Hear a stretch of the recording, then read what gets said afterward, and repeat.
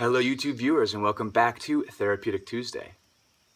Today I wanted to discuss a little bit about being able to stretch your ankles and your wrists, which are, mechanically speaking, two very similar ways of moving.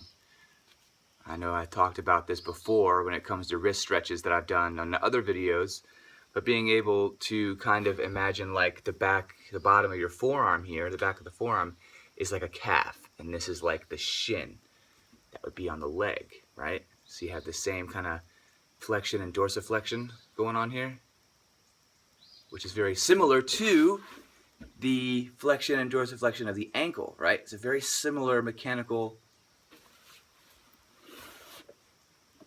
movement going on there. All right, sun's in my eyes here. I'm going to go ahead and get this video done as it rises up over the mountains today here in western North Carolina. Let's get right into it. So the anchor for this, instead of having it up here, which we would use for your hips, you want to bring it down a little bit. So it's closer towards the floor, and you can work on the ankles and the wrists. So I'll just loop it in here, right on the front of my ankle, and you want to get it as close to the crease as you can, the ankle or the wrist crease as you can. I'm going to need to take this off because I'll be using this wrist. So I got my band here. I'm going to give it some tension, so I got a fair amount of tension, but for video's sake, I'm going to make it so you can see what I'm doing. All right, so if this band was really tight, and all I'm doing is, if you'd like, you can kind of put your free leg, the knee, behind this heel of the foot that's being worked. And you're just trying to bend the knee over the toes, and preferably out on the outer, like, pinky toe, and I guess you call it like the ring toe. I don't know. You don't put rings on your toes usually. And you're stretching. Let me show you a different angle of that in the light. All right, so you can see how everything's lined up. I try to bring my knee to the outside, right, with the resting, non-stretching knee kind of supporting the heel so it doesn't go sliding back. Now, if I had organized this better, this anchor point would be straight behind me. But for the video's sake, I want to show you what I'm doing. So you're stretching here. I like to kind of get my hands onto the floor and then kind of push my armpit or the side of my chest here into that knee, driving it down and outward. And so, yeah, you're getting a good stretch in the Achilles tendon here and the bottom of the heel, but you're also getting a nice stretch in the inner groin. And I was pretty amazed when I first started doing this, and I felt more of a stretch in the inner groin than I did in my actual calf, because I've been doing those calf stretches on the kettlebell, which is a perfect pairing with the hip and hamstring stretches that I do with these bands. So anyway, holding this for about 2 minutes, deep breathing. You don't have to do any flex or relaxation techniques with this, just breathing in and out, preferably through your nose, at least in through your nose at the very least. Delivering that oxygen where it needs to go. When you breathe through your nose, you're bringing in more nitric oxide, which helps dilate your blood vessels.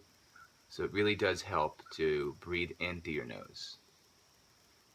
All right, and a lot of yoga, it's beneficial to breathe in and out through your nose, which helps with maintaining a chi energy, which I'm not going to get into this video.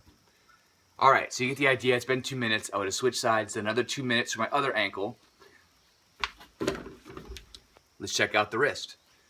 It's really the exact same thing, and this is not something that I would do on my normal stretch routine.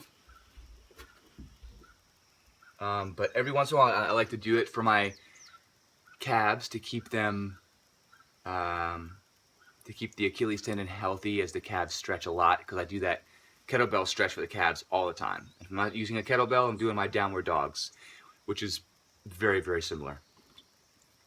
All right, so with this, again, I'm going to make sure I have it in the picture for you. Exact same thing. Low anchor with the band on that wrist crease. And all you're doing is lunging forward and breathing deeply. If you have really tight wrists, this might help. Like if you have a lot of pain in your wrist while you're going into push-ups or down dogs in yoga, this is something that's really going to help you. It's important to know that, like all the things we do with hands on the floor like this, that you spread your fingers wide and really press the whole hand into the floor. I don't want you suction cupping the floor. I want you pressing the whole hand, the fingers, the knuckles, the palm of the hand.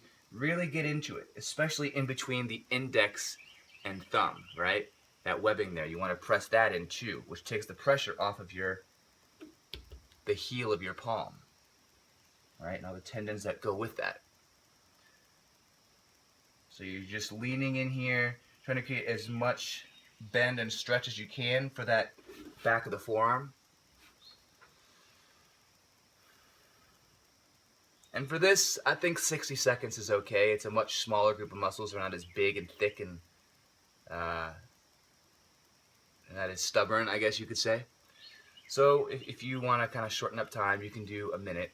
If you want to go for the whole 2 minutes, I think that's awesome. I strongly support that. But it's not completely necessary like the other big muscles are. So then we'll just switch sides. And I'll show you from this. So here, just the basic all fours. Get some tension in that band and then just lean forward. And stay there for 2 minutes or, your 60 seconds. And that is it. So now you have a great method for using a super band like that on your wrist and more importantly your ankle to try and help keep you a strong, supple human being. Keep going, keep growing, physically, mentally, emotionally, and spiritually stronger. Peace.